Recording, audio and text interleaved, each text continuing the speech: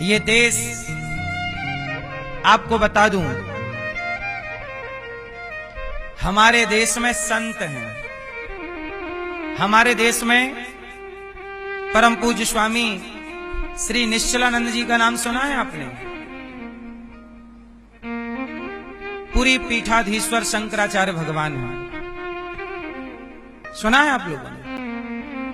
निश्चलानंद जी शंकराचार्य जी हैं, वर्तमान के पूरी पीठाधीश्वर है, पूरी पीठ के। उनके पास उन्होंने कितनी पढ़ाई की है?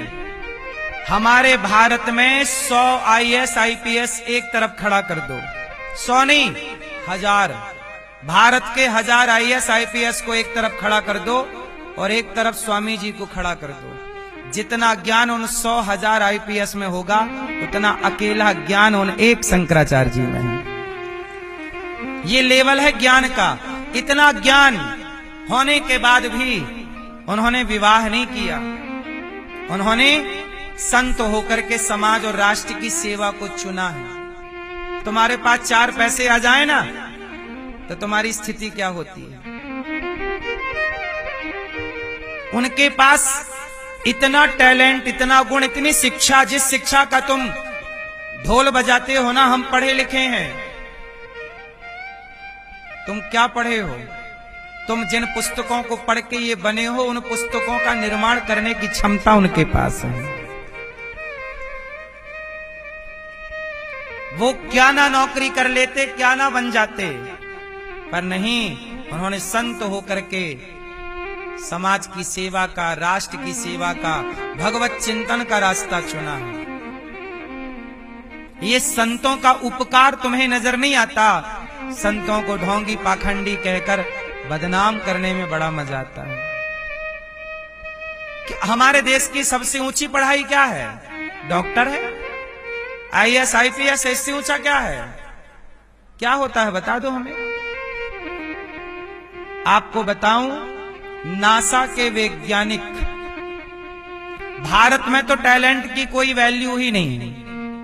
भारत में यदि आपके पास ज्यादा टैलेंट है तो आपको पागल घोषित कर दिया जाएगा और मार पीट के भगा दिया जाएगा।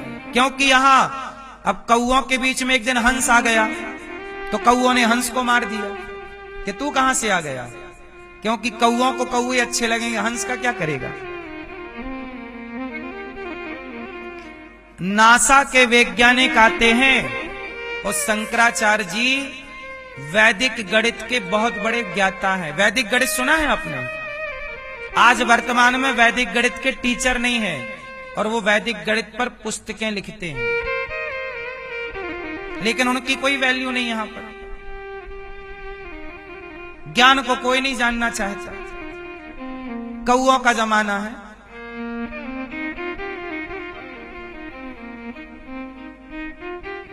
नासा के वैज्ञानिक आते हैं, जब उनसे कोई गुत्थी नहीं सुलझती, तब वो आके शंकराचार्य जी से सलाह लेकर, ये ऑन रिकॉर्ड है, समझा के उन्होंने भेजा और उस आधार पर उन्होंने काम किए हैं। लेकिन भारत के टैलेंट को भारत के लोग नहीं समझते। भारत के टैलेंट को दुनिया ने समझा है।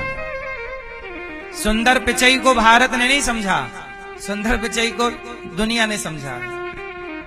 भारत के लोगों को यहां सम्मान नहीं मिला। यहां तो घर की मुर्गी दाल बराबर। इसलिए संतों का आदर किया करो साहब। तुम्हारी सारी पुस्तकें तुमने पढ़ी होंगी। जो पुस्तकें तुम पढ़ते हो ना, हमारे गुरुकुल में बच्चे हैं, हमारे यहां व्याकरण चलती है, संस्कृत की व्याकरण इतनी कठिन है कि तुम्हें एक पन्ना याद करने में उसका 1 महीना लग जाएगा। तुम्हारी सारी पढ़ाई एक तरफ और संस्कृत की व्याकरण एक तरफ। पढ़ना मूल क्या है? सनातन को समझना है तो बताओ कौन सी भाषा चाहिए? हमारे वेद किस भाषा में है? पुराण किस भाषा में है? यदि भारत के सिद्धांत को समझना है तो आपको संस्कृत समझना बहुत जरूरी होगा। आप संस्कृत नहीं समझते मतलब भारत के धड़कन को आप नहीं समझ पाए, क्योंकि हमारे अब मुसलमान जो मुसलमान की वो बाइबल होते हैं, क्या बोलते हैं, कुरान। कुरान किस भाषा में है? जिस भाषा में कुरान है मुसलमानों को वो भाषा आती है। ईसाइयों की जो बाइबल है वो इंग्लिश में है, उन्हें इंग्लिश आती है। हिंदुओं का दुर्भाग्य है कि तुम्हारे वेद पुराण जिस भाषा में है वो भाषा तुम्हें आती ही नहीं है, इसलिए तुम गाली देते रहते हो दिन रात। इसलिए भारत के युवा, भारत के लोग कहते हैं मनुस्मृति को जलाओ, मनुस्मृति को जलाओ। पढ़े तो हो नहीं, पढ़े होते पढ़ लेते, क्या जलाओ? याद रखना, मनुस्मृति ही है जो कहती है यत्र नार्यस्तु पूज्यन्ते रमन्ते तत्र देवता। मनुस्मृति कहती है कि नारियों का सम्मान जिस घर में है उस घर में लक्ष्मी का वास है। ये कौन, नारियों के सम्मान की बात कौन कहता है? मनुस्मृति। उसी मनुस्मृति को नेता जलाते रहते हैं। आता जाता कुछ नहीं, आता ना जाता, बस आता ना जाता, मैं बैठा बैठा खाता और बस जलाओ। चलो एक छोटा सा प्रश्न करता हूं, पढ़े हो आप सब, उत्तर देना। एक आदमी का मर्डर कर दिया 4 लोगों ने। एक ब्राह्मण था, एक क्षत्रिय था, एक वैश्य था, एक शूद्र था। चारों ने मिलके एक आदमी को मार डाला। अब केस गया अदालत में, तो बताओ चारों ने मिलके मारा है, तो बताओ चारों को सजा एक सी होनी चाहिए कि अलग अलग अलग अलग? जोर से, जोर से, जोर से, जोर से। ये न्याय नहीं। आओ हम न्याय करते हैं मनुस्मृति के हिसाब से। मनुस्मृति कहती है क्या न्याय होना चाहिए। सुनो, अब मनुस्मृति को लोग क्यों जलाते हैं, कारण सुनना। मनुस्मृति कहती है, भारतीय सिद्धांत कहता है कि ना, यदि अपराध 4 लोगों ने किया है और उनमें से एक ब्राह्मण है, एक क्षत्रिय है, एक वैश्य है, एक शूद्र है, तो अपराध एक है पर सजा सबको अलग अलग होगी। क्या सजा होगी? सुनो, ब्राह्मण को, शूद्र को सजा होगी 5 साल उम्र कैद। शूद्र को कितने साल? जोर से। शूद्र को 5 साल, वैश्य को होगी 10 साल, क्षत्रिय को होगी 15 साल और ब्राह्मण को होगी 20 साल। क्यों?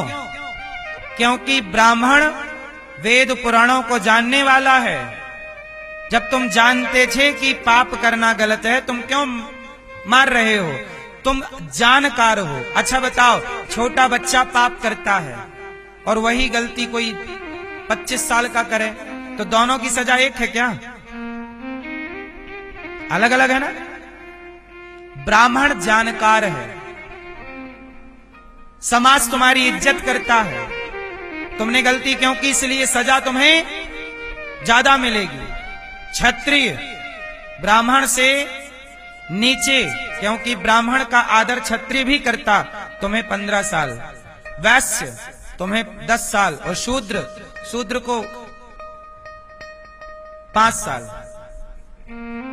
ये न्याय है। जो जितना जानकार होगा, जैसे सामान्य आदमी चोरी करता है तो उसे दंड दिया जाएगा, पर प्रधानमंत्री चोरी करें तो उनका अपराध ज्यादा होगा। बोलो हाँ। मैं चोरी करूं और आप चोरी करेंगे, तो आप चोरी करेंगे तो आपको सजा होनी चाहिए 1 साल की, 5 साल की। मैं चोरी करूं तो मुझे सजा होनी चाहिए फांसी। क्यों? क्योंकि मैं जानता हूं कि चोरी करना पाप है, फिर भी मैंने चोरी की। आप नहीं जानते थे, जानकार को सजा ज्यादा, ये व्यवस्थाएं पहले थीं कि तुम तो जानकार हो साहब, तुमने क्यों अपराध किया? वो चलो जान नहीं रहा था, गलती की, चलो लाओ से दंड दे के ठीक करेंगे। बताओ ये न्याय सही है कि नहीं?